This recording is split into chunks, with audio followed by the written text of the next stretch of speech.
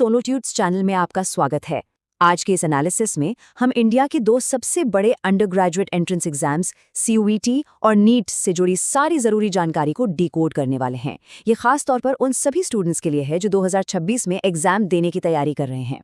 Class 12 के बाद अक्सर ये सवाल सामने आता है कि आगे क्या। हायर एजुकेशन के लिए इतने सारे रास्ते हैं, पर सही गेम प्लान क्या होना चाहिए, CUET या नीट? तो चलिए आज इस सवाल का जवाब ढूंढते हैं और इस पूरे प्रोसेस को आसान बनाते हैं। देखिए, कोई भी सही रास्ता चुनने से पहले उस रास्ते को ठीक से समझना बहुत ज़रूरी है। तो आइए सबसे पहले इन दोनों एग्जाम्स के बेसिक्स यानी इनके हाई लेवल ओवरव्यू से ही शुरुआत करते हैं। ये टेबल ना एक ही झलक में सारी कहानी साफ कर देती है। एक तरफ है CUET यानी कॉमन यूनिवर्सिटी एंट्रेंस टेस्ट और दूसरी तरफ है नीट यानी national eligibility cum entrance test. आप कोर्सेज देखिए, एग्जाम का मोड देखिए और एग्जाम देने वाले स्टूडेंट्स की संख्या, दोनों में जमीन आसमान का फर्क है। इसे ना थोड़ा और आसान शब्दों में समझें तो CUET एक बहुत बड़ा गेटवे है। ये आर्ट्स, कॉमर्स, साइंस जैसे कई अलग अलग स्ट्रीम्स के लिए देश की टॉप सेंट्रल यूनिवर्सिटीज के दरवाजे खोलता है। वहीं दूसरी तरफ नीट एकदम फोकस्ड है, एक लेजर टारगेटेड एग्जाम जिसका सिर्फ और सिर्फ एक ही मिशन है, मेडिकल और डेंटल कॉलेजेस में एडमिशन दिलवाना। चलिए अब आगे बढ़ते हैं और इन दोनों टेस्ट्स के स्पेसिफिक आर्किटेक्चर यानी इनके ब्लूप्रिंट्स को ठीक से समझते हैं। खास तौर पर 11th और 12th क्लास के स्टूडेंट्स के लिए ये पार्ट समझना बहुत ज़रूरी है, क्योंकि आपकी तैयारी की पूरी स्ट्रैटेजी यहीं से बनेगी। CUET का स्ट्रक्चर ना मॉड्यूलर है, जिसका मतलब है कि ये काफ़ी फ्लेक्सिबल है। इसमें 3 मेन सेक्शंस हैं: लैंग्वेज, आपके डोमेन स्पेसिफिक सब्जेक्ट्स और एक जनरल टेस्ट। और यही फ्लेक्सिबिलिटी इस एग्ज़ाम की सबसे बड़ी खासियत है। आप अपने फ्यूचर कोर्स के हिसाब से सब्जेक्ट्स चूज़ कर सकते हैं।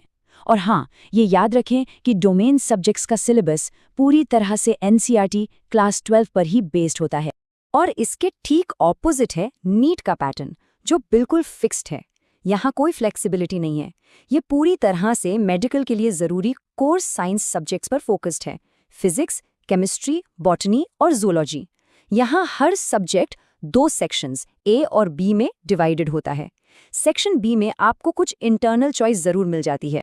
ओके, अब आते हैं सबसे क्रिटिकल हिस्से पर। स्कोर आखिर कैलकुलेट कैसे होता है, ये समझना किसी भी एग्जाम स्ट्रैटेजी का सबसे इम्पोर्टेंट पार्ट है, क्योंकि जीत या हार का फैसला यहीं से होता है। देखिए, सही जवाब के लिए CUET में मिलते हैं +5 मार्क्स और नीट में +4। लेकिन जो बात सबसे ज़रूरी है वो ये कि दोनों ही एग्जाम्स में हर गलत जवाब के लिए आपका 1 मार्क काटा जाता है, यानी -1।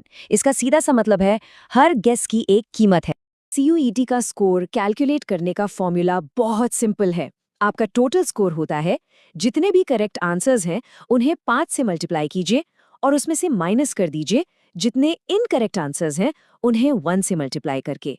ये सिंपल सा कैलकुलेशन आपकी रैंक पर बहुत बड़ा असर डाल सकता है। जैसा कि एजुकेशन एक्सपर्ट अनन्या गुप्ता कहती हैं, हर गलत जवाब आपके टोटल स्कोर को कम करता है, जबकि सही जवाब मार्क्स जोड़ते हैं। ये कोड बिल्कुल साफ साफ समझाता है कि क्यों हर क्वेश्चन को ध्यान से और सोच समझकर आंसर करना इतना इम्पोर्टेंट है। एक्यूरेसी ही सब कुछ है। स्कोरिंग के अलावा कुछ और भी छोटे छोटे नियम हैं जिनके बारे में हर कैंडिडेट को पता होना ही चाहिए। चलिए इन इम्पॉर्टेंट रेगुलेशंस पर भी एक नज़र डाल लेते हैं। अब बात करते हैं एग्जाम हॉल के डिसिप्लिन की। कुछ चीज़ें ऐसी हैं जो एग्जाम हॉल में बिल्कुल ही प्रोहिबिटेड हैं। मोबाइल फोन्स, मेटालिक आइटम्स, यहाँ तक कि बेल्ट्स और कैप्स भी। तो बेहतर यही है कि इन चीज़ों को घर पर ही छोड़कर जाएं, ताकि एग्जाम प्रोसेस सबके लिए स्मूथ और फेयर बना रहे। तो ये स्कोर नॉर्मलाइजेशन आखिर है क्या? चलिए इसको बिल्कुल आसान भाषा में समझते हैं। ये CUET में यूज होने वाला एक स्टैटिस्टिकल प्रोसेस है। मान लीजिए आपका पेपर सुबह की शिफ्ट में था और वो शाम की शिफ्ट वाले पेपर से ज़्यादा मुश्किल था। तो नॉर्मलाइजेशन ये इंश्योर करता है कि आपके स्कोर्स को इस डिफिकल्टी लेवल के हिसाब से एडजस्ट किया जाए। इसका सिंपल सा मकसद है सभी स्टूडेंट्स के लिए एक बराबर यानी एक लेवल प्लेइंग फील्ड बनाना। तो अब तक हमने सारी इन्फॉर्मेशन को समझा। अब वक्त है इस सारी जानकारी को कुछ क्लियर और एक्शनेबल टैक्टिक्स में बदलने का। ये 2026 एस्पिरेंट्स के लिए एक फाइनल ब्रीफिंग की तरह है। ये चेकलिस्ट आपके लिए एक बहुत पावरफुल टूल साबित हो सकती है। पहला रूल, सिर्फ उन्हीं सवालों के जवाब दें जिन पर आप 100% कॉन्फिडेंट हैं।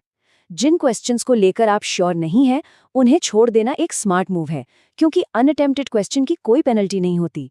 और इस चीज की प्रैक्टिस के लिए आप सोलोट्यूट्स प्रैक्टिस बॉट जैसे टेलीग्राम बॉट्स या फिर solotutes.com वेबसाइट की भी मदद ले सकते हैं।